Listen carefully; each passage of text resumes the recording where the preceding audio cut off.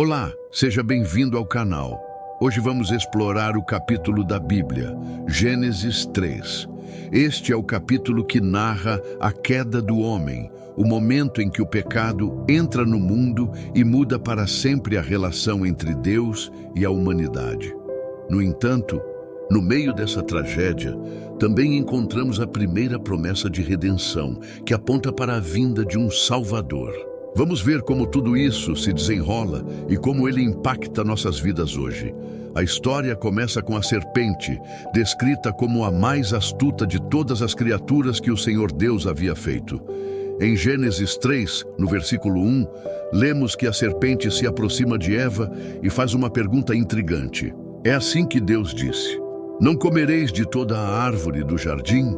Aqui a serpente não faz apenas uma pergunta.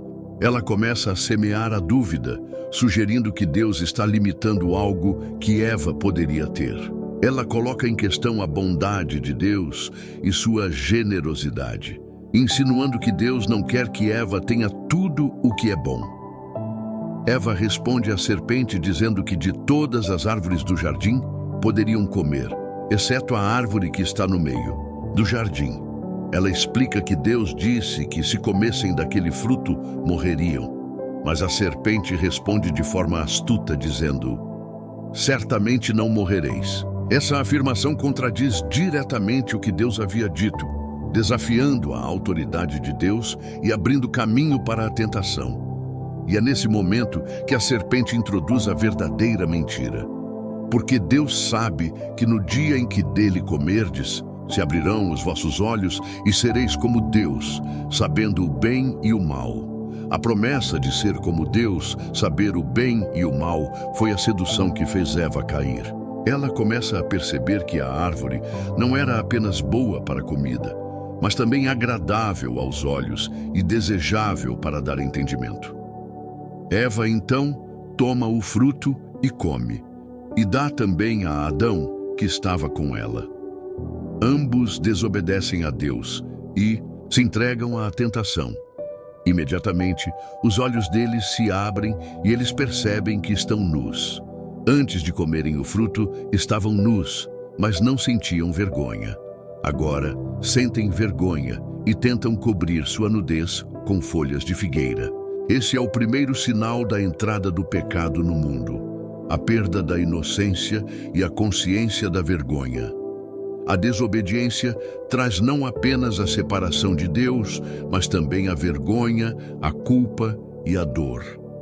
Quando Deus aparece no jardim, ele os chama: "Onde estás?" Deus sabia exatamente onde estavam, mas ele queria que Adão e Eva reconhecessem o que haviam feito.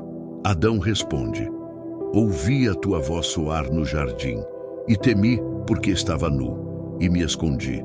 A partir desse momento, o relacionamento entre Deus e o homem foi quebrado. O pecado cria uma barreira e o homem agora sente medo e vergonha da presença de Deus. Deus pergunta a Adão: "Quem te mostrou que estavas nu? Comeste tu da árvore de que te ordenei que não comesses?" Adão, em vez de assumir sua responsabilidade, culpa a mulher. "A mulher que me deste por companheira, ela me deu da árvore e eu comi." Eva, por sua vez, culpa a serpente. "A serpente me enganou e eu comi." A humanidade, desde o início, tentou se esquivar da responsabilidade. E esse padrão de culpa ainda está presente em nós hoje. Deus, então, começa a pronunciar as consequências do pecado. Primeiro, ele se volta para a serpente e diz: "Porquanto fizeste isto, maldita serás mais que toda a fera e mais que todos os animais do campo. Sobre o teu ventre andarás, e pó comerás todos os dias da tua vida." Aqui, vemos uma maldição sobre a serpente, mas também uma promessa de derrota para o mal. Deus diz que colocará inimizade entre a serpente e a mulher, e entre a semente da serpente e a semente da mulher. A semente da mulher ferirá a cabeça da serpente, e a serpente ferirá o calcanhar da mulher. Esta é a primeira promessa de um Redentor, um Salvador, que viria para derrotar o mal.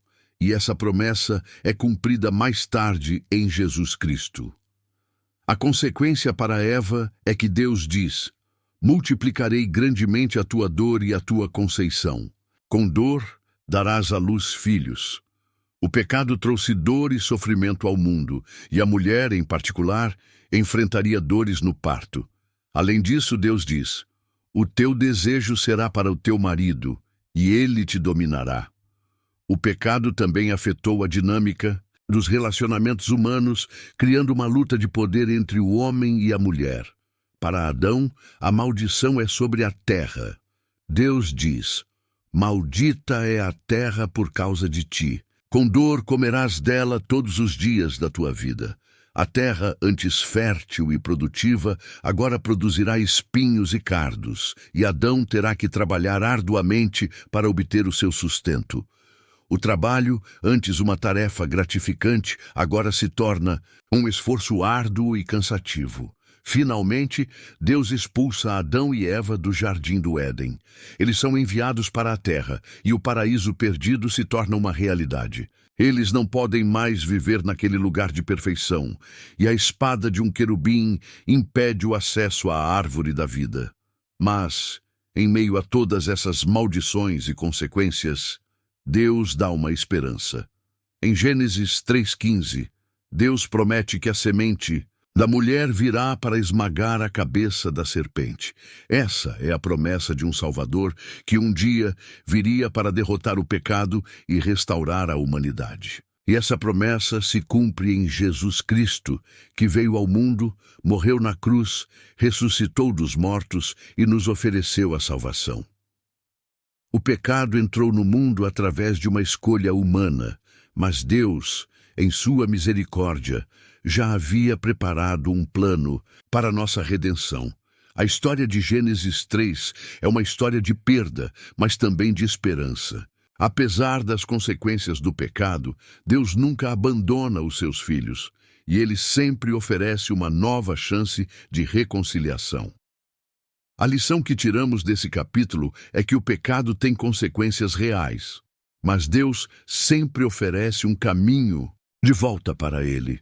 A tentação é forte, mas podemos confiar na bondade e no plano perfeito de Deus. Mesmo quando falhamos, Ele nos chama de volta para a sua presença, e é por meio de Jesus Cristo que podemos ser restaurados. Obrigado por assistir. Se este vídeo falou ao seu coração, não se esqueça de dar seu like, se inscrever no canal e ativar o sininho para mais conteúdo como este. Deixe seu comentário sobre o que Gênesis 3 significa para você e como podemos viver de forma mais próxima de Deus. Até a próxima.